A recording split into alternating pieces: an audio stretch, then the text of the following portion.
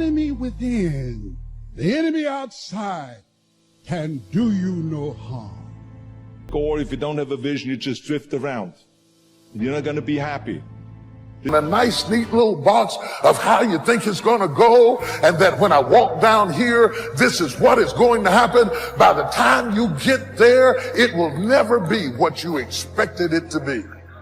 So you got to get used to being a little disappointed. You got to get used to being a little bit shocked. You got to get used to walking into situations and being flexible and adjustable. Because if you are not flexible, you cannot survive. If you hear me good, especially young people, if you run after your destiny, you will automatically distance yourself from your history. You understand? If you just run after what's in front of you, you will escape what's behind you. Don't spend all your time trying to fix what's behind you, because you'll never be able to fix what's behind you. You have to run after what's in front of you. I don't dress like you. I don't walk like you. I don't act like you. I'm a runner. I'm not built like you. I don't think like you. I'm a runner. Shout out.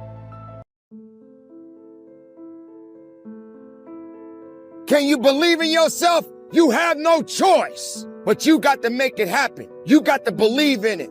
And he founded a philosophy called pragmatism. To be pragmatic is to be practical. That's why you can't blow up. You ain't got enough discipline to discipline you. You think crying is what happens. When the sun comes out, you'll think blood is what happened when the lights come off. You'll think pride is what happened with people getting to stay that's not crying. The real God is in the dark when nobody sees you. When nobody knows what you're doing, when you're studying without coach, when you're putting in those extra reps, when you're watching those videos and you're getting inspired. When you change your music, this is the process that makes you sweet. It has everything to do with what time you wake up. It has everything to do with how you eat.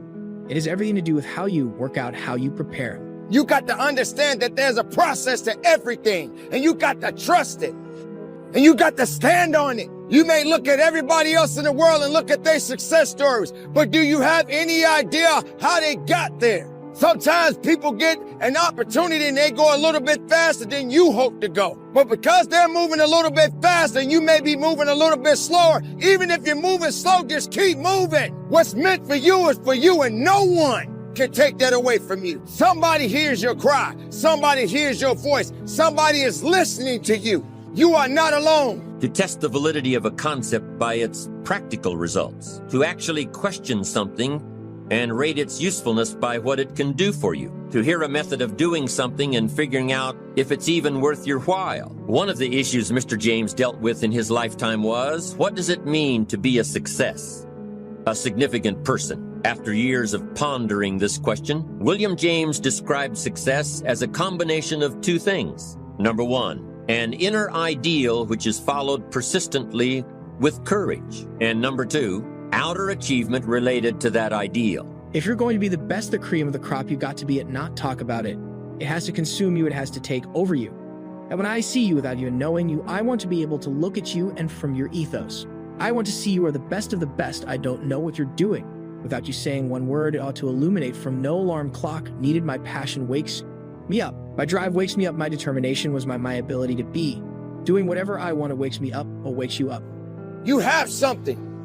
We all have some abilities. You got to go in the direction you want to go. But yes, it's going to challenge you. Yes, you're going to get tired. Yes, you're going to feel, can I do this? Do I have the strength to carry on? You have no choice but to carry on. Don't quit on your life. Don't quit on you. Push your mind and push your body. Find it. Search for it. Go after it. It ain't going to come after you. Find that reason. Find that purpose. One thing about purpose, it's beautiful. And it moves in so many different directions. And why is it existing? Why does it matter at this point? Because it matters to you. So if you're tired, find a way to get up. Find a way to find strength. Let's go back to number one. An inner ideal which is followed persistently with courage. I take that to mean defining a goal and having the resolve to complete it. No matter what, I'll do it or die. Promise yourself you'll read the books until your skills change. Go to the seminars until you get a handle on it. Do it until it makes sense. Practice it until you've got it right. Don't give up until you get where you want to be, however long that is. Step by step, piece by piece, book by book, seminar by seminar, do it until. Go for it. Until is a very important word. It's magic. It means that you'll never give up. Don't miss the chance to grow, to pay the price. Until you learn, change, grow. You'll discover some of life's great treasures when you pay that price. When you feel like giving up, don't. When you're thinking about giving up, don't. When it look like you ain't gonna make it, keep going. When they tell you can't, come on, man, who are they? When they tell you you're not gonna make it, don't believe them, man. Don't believe them. You got to be relentless. Don't give up. Don't give up. Stay in it. Stay focused. Quitting guarantees the failure. That's why you're making the money you're making, because you got to let somebody else do it, because you don't have enough sense to do it for yourself. You're going to tell me, you get up at 3 o'clock in the morning. I live in America. You mean to tell me I could be a multimillionaire by getting up at 3 o'clock in the morning? I do it every day. And guess what? When I get my paper, I take a nap when I'm tired. Ain't nobody say I got to get up at 3 and stay up at 3. I got to get up at 3 and stay up at 3 o'clock in the afternoon. I just got to get up at 3 and get all my work done before y'all get up. I just got to make all my phone calls while y'all still sleep. I just got to make all my phone calls while y'all party. I came down to get on the treadmill this morning at 1:58 a.m. I finished working out. I think it was about 3:15. I got on the elevator, I'm talking about solo. And then we've got to be kind, not only to others throughout our process, but we've got to be kind to ourselves. The problem with many of us is that we're not kind to ourselves. Be kind to yourself. You can be assertive, you can be direct, you can be firm, but you can have a little empathy and a little kindness, not only on others, but on yourself. Because the truth of the matter is you are not going to always feel like doing what you were designed to do. Okay? And so we've got to condition ourselves for the stretch. With gratitude, we're going to need that coupled with patience. The future takes time to manifest. The future takes time because you are beautifully equipped to get the results you are currently getting, and there are some bigger results that you are after. And in order to get those results, in order to manifest that very specific future, you're going to have to acquire a different set of skills, a different work mentality. It's going to require you to be. It was just me and my man who was cleaning up. There wasn't nobody there. I get on the elevator. I'm going up the elevator. It stopped on the lobby level. I'm like, shoot. I'm just trying to be real, y'all. I ain't trying to be seen at 3 a.m. When nobody, E.T., what up? I have been seeing your video, and I wanted to know about. I'm like, it's 3. It's 3. Come holler at me at 8. Like, that's when I go into E.T. to hip hop preach. I'm just Eric at 3 o'clock in the morning. You see what I'm saying? So when it hit lobby, I was like, man, here comes somebody about to ask me a ton of questions. I'm trying to take a shower. I stank. I'm really not in E.T., the hip hop preacher mode. Boom. Lobby level. I see a young lady. She probably in her 20s. She looking at the elevator. I'm like, okay, you getting on or you not getting on? I was like, man, I hope I don't get shot. You know what I'm saying? I'm just from the city. I'm like, okay, ain't no telling. My cousins all got guns in their bags in Detroit. Elevation is all over you. Good, next, you got to seize the opportunity. There are so many opportunities for you to grow, so many opportunities for you to learn, so many opportunities for you to share, for you to give, for you to understand, for you to think, for you to be quiet, for you to speak. And you've got to know when to do, what to do, why to do. This is the paradigm of the future. The future has a specific paradigm that you have to execute. You have to walk in this. You're going to have to move from limited beliefs, and you're going to have to move into limitless believing. You have to know your boundaries, establish your guardrails. You got to know your weaknesses and your strengths. Do not stop. It's the no quit mentality. Once you quit, it rules out any chance of succeeding. The mere waking up every day, putting the next foot in front of the next foot, at least keeps you in the game. But you can choose in the midst of all of this that's going on to be happy, in spite of life's challenges. See, a lot of us, because of our limited vision of ourselves, a lot of us who begin to focus on problems and enable them to overwhelm us, we begin to think that we have no options. We begin to believe that there's no way out. Well, guess what? There's always a way. Where there's a will, there's a way.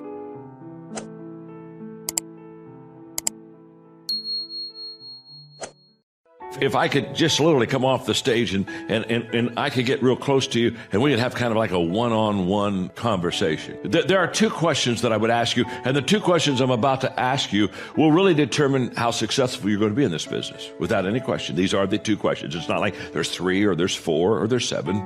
There's 2, okay? Just trust me on this. I'm an old man. I know this. I've been around the block a few times. And there are 2 questions that if you're going to answer in a positive way about yourself, you're going to be very successful. And if you really cannot answer that in a positive way, to be honest with you, you're not going to be near as successful as you would like to be. The first question is very simple. What are you doing to develop yourself? And if you'd say, my gosh, John, I'll tell you right now, I'm doing a lot to develop myself. I've got a personal growth plan and I'm intentional in this and I'm doing this on a daily deal. If you could say that to me, then I'd say, hey, we're in good shape here. We're in good shape because that's the key. You know, what are you doing to develop yourself? And by the way, the reason that's first is not because you want to be selfish. It's kind of like almost a selfish question. The person says, well, why do I start with myself? The reason you start with yourself is because you cannot give what you do not have. So you better start with yourself. Because if you're leading others and have nothing to give them, nothing to share with them, nothing to teach them, then I can promise you, you'll never be what you want to be as a leader.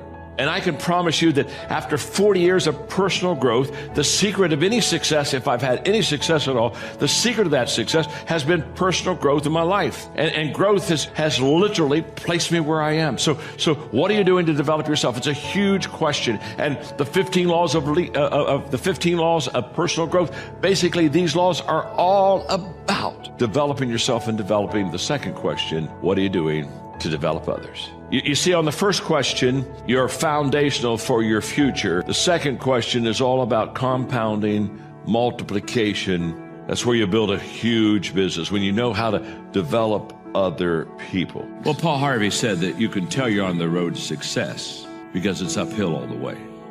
And I'm here to tell you, this something for nothing entitlement mindset that invades so many people's lives is a bunch of garbage. I can promise you, nothing that I've ever had worthwhile did I have just kind of fall into my lap like, oh my goodness, I won the lottery. And I know once in a while people win the lottery, but basically the people that win the lottery, half of them lose their money within 3 years, the money they won. And it's because they got money, but they never changed the way they thought. And can I tell you something? If you have all the assets in the world, but you don't change the way you think, you'll lose all the assets in the world. And what I have discovered in this whole process of trade-offs is that every step of the way of my journey, I have to trade something off. And and for you that are young, the good news is your trade-offs will never be easier than when you're young. Because I remember when Mark and I started out, I think, man, you know, I gave up everything. I was a pastor to go in the ministry. I gave up everything.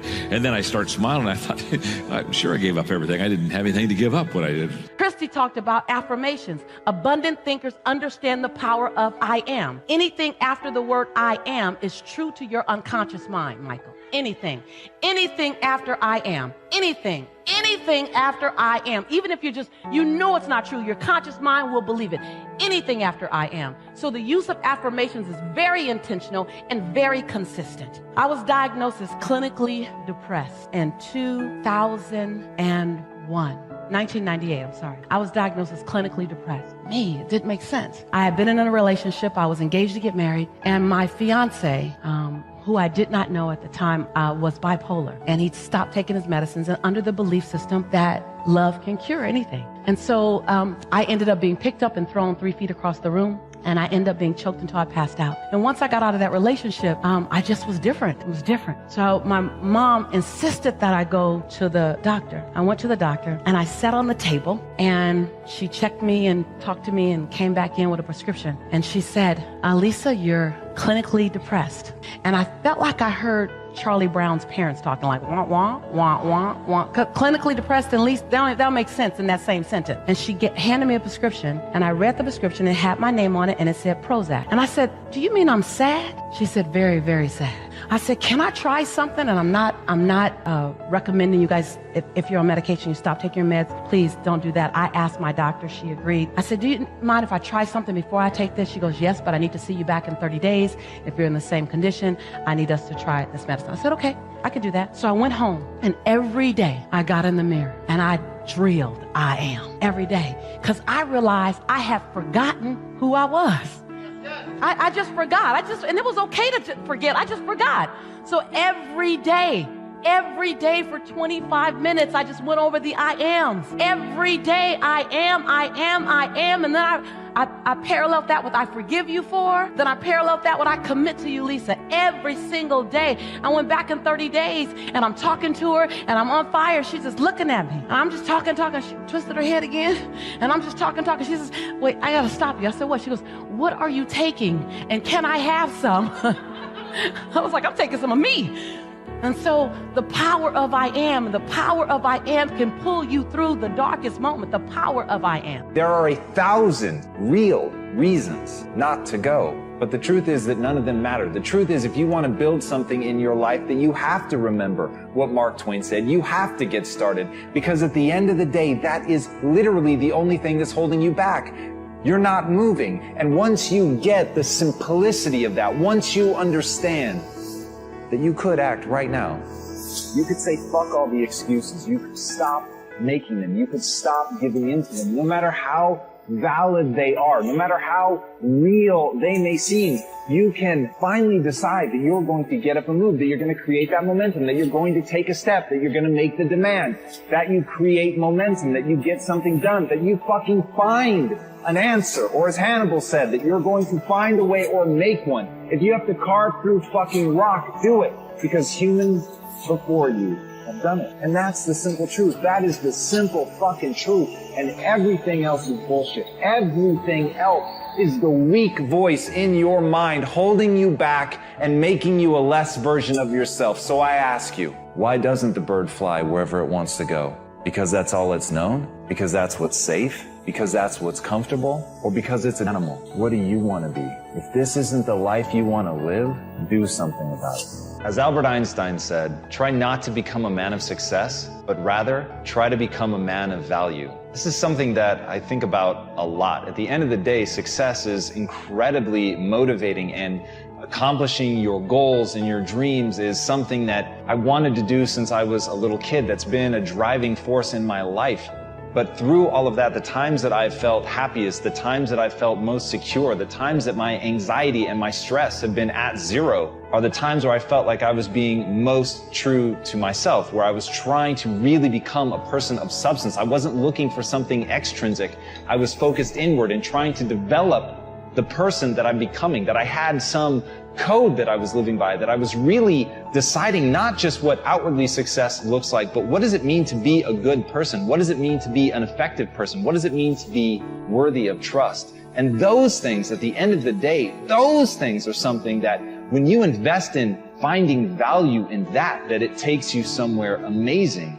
And as Bruce Lee said, knowledge will give you power, but character will give you respect. And at the end of the day, I really can't think of anything better than that. I can't think of anything that will keep me company when I'm alone, when there's nothing but silence around, when all I can hear are the sounds of my own thoughts. The only thing that is going to bring me or you comfort is respect, is self-love, is knowing who you are really and knowing that you're true to that even when nobody's looking. And that concept, that notion of having a guiding light, a principle, something by which you steer by, that you are always true to, and that in your moments of stress, chaos, confusion, of desire.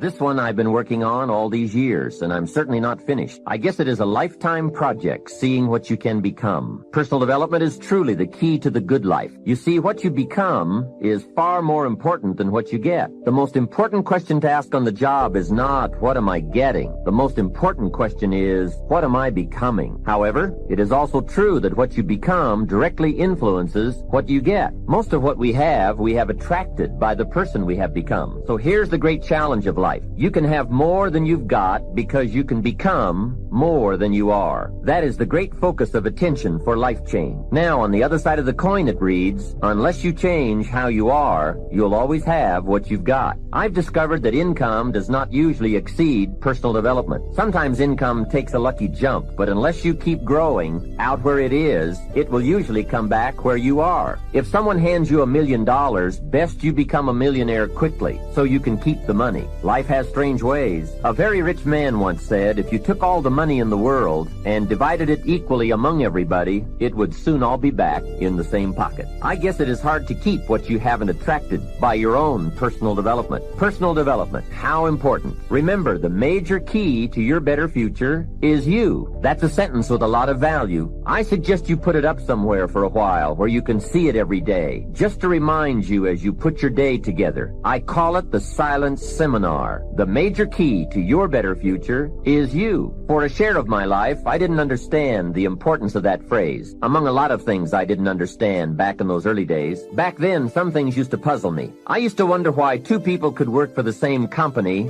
and one make twice as much money. Why would one person be paid $2,000 a month and the other person $4,000 if it was the same company, same product, same service, same training, same weather, same traffic? Maybe they were the same age and went to the same school. Wouldn't that be a puzzle? Why would one person do twice as well? Speaking economically, I know there are many ways to do well, but in this narrow area called compensation, what is the difference? What is the difference between $2,000 and $4,000 a month? And I don't mean 2,000. I could figure that out. Well, back then I tried to figure it out best I could. I thought time makes some of the difference. Some people do better because they have more time. I used to say, Harold ought to do well. He's got a lot of time. If I had all of Harold's time, I could do well. Now that's got to be dumb, right? You can't get someone else's time. A man once said to me, if I had some extra time, I could make some extra money. I said, then you have to forget it. There isn't any more time. Where would you find any? Hey, when the clock strikes 12 midnight, that's about it. It's over. There isn't any more time. If you insist on finding more than 24 hours a day, they will come and take you away. So if we can't get more time, what could we get that would make the difference in economic result? And the answer is value. Value makes the difference. You can't get more time, but you can become more valuable. So value makes a major difference in how much money you earn. The fact that they don't see the dream, the fact that they don't see what you can be, has nothing to do with what God can do. Nothing at all. I don't care who you are, go cut your TV on. You cut your TV on 7 days. That little black boy with the stuttering problem, he all over that TV. That little black boy messed around and became TV star. She didn't see. How many times have you shared a dream with somebody and they didn't see it? See, that's why the Bible says a man without a dream or vision shall perish. Because you can't make it without dreams and vision. If you in this room and you on a team, you know why Wayne is so successful? You know why? Because he set goals. I bet you he got a target for what he's shooting at. He got a vision of where he's shooting at. When he won Team Member of the Year the first year, I bet he said, I'm gonna do it again next year. I bet he did. I bet he did. Because guess what? If you see it, you can achieve it. If you don't have vision, you can't make it in this world. I don't care if you got on a lime green shirt. I don't care if you got on a black suit, white t-shirt, or a pimping gold mohair. Yeah. Without dreams and visions, you can't make it. I'm going to give you 2 scripts that changed my life. Now, I told you, I'm going to motivate you, but I can't without faith. I'm a grown man. I got it. I wish I knew what I knew back then. I was in, who's the lady, beautiful sister that's in the middle? That's the writer. Novia, that's a bad girl. What's her name? Novia. This a bad sister right here. She was interviewing me today. I took extra time with her interview. You know why? And I hugged after the interview. I've been interviewing for 30 years. She said, thank you for your time, Mr. Harvey. I said, you know why I took so much time? Because you cared. She cared. She asked me stuff that was rich. Real question. Why? Why did you feel this way? Why did you do? I want Jamaica to know who you are. That sister right there was rich. But she doing her gift. She probably been writing and talking to people her whole life. Now all of a sudden, she interviewing Steve Harvey. Now I ain't saying I'm all that, but the Bible said, I'm just...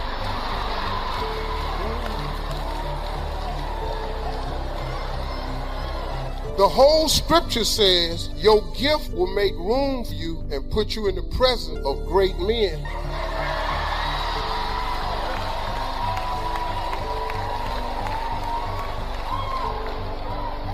I'm going to give you something that changed my life. A very short script changed my life. I just found this year.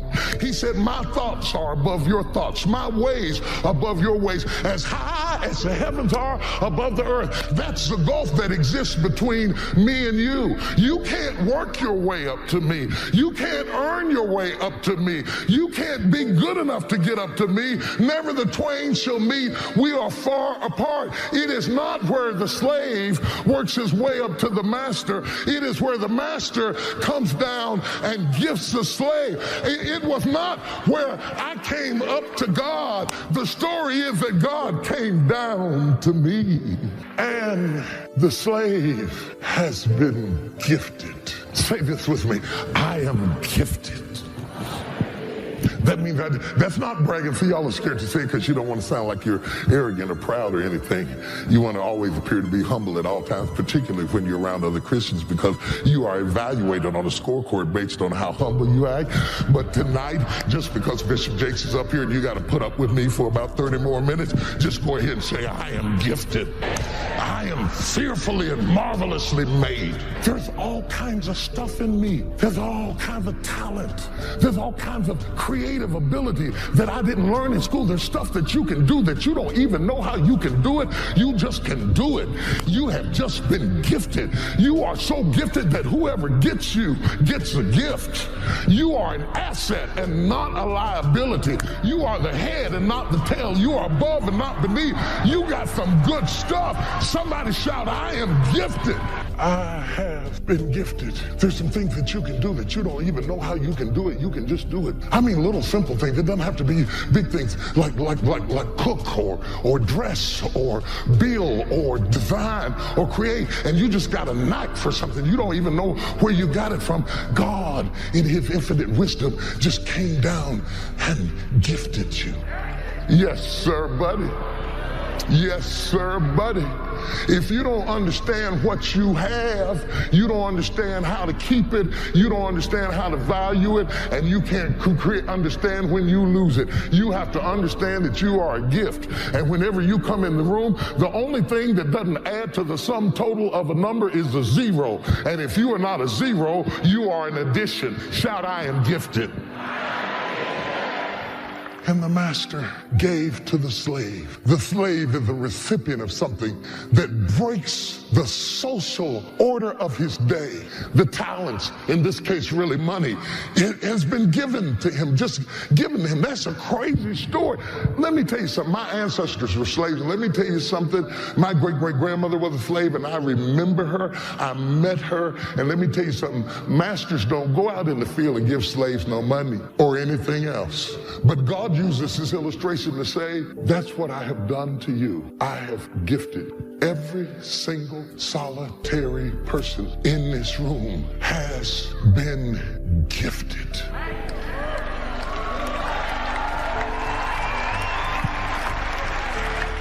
And in fact, I want all the gifted people to give God a praise.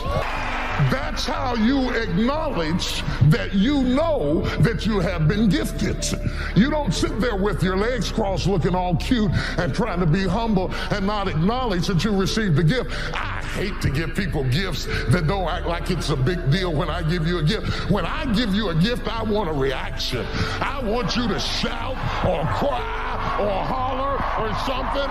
Come on.